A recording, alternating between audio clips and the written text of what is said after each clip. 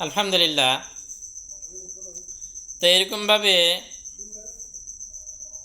বান্দার বৃহস্পতিবার এবং সোমবার আল্লাহ তাআলার দরবারে এরকমভাবে আমল পেশ করা হয়। তো যদি এরকমভাবে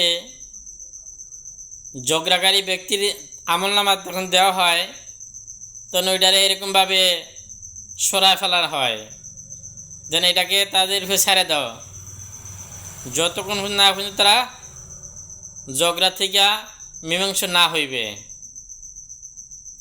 তার আমলনামা সাইডকেরা ফালায় থো, এটা ধরে না।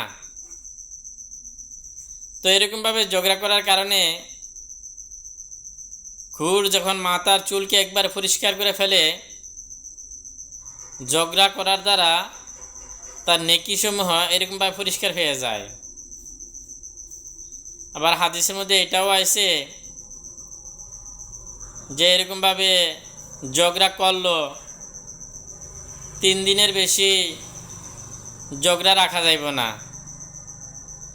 3 দিনের বেশি যদি ঝগড়া রাখে আর এই অবস্থাতে সে মৃত্যুবরণ করে, তার অবস্থা খুবই খারাপ হইবে। এই জন্য আমরা ইনশাআল্লাহ ঝগড়া করব না, সবার সাথে ভালো ব্যবহার করব।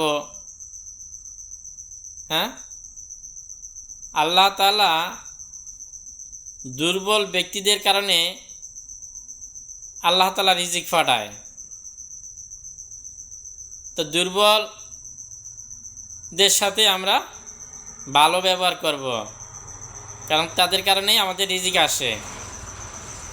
আল্লাহ তাআলা আমাদেরকে যে কথাগুলো বললাম শুনলাম, এরপর আল্লাহ তাআলা আমল করার তৌফিক দান করুক। আমিন। ওয়া আখিরি দুআনা আলহামদুলিল্লাহি রাব্বিল আলামিন।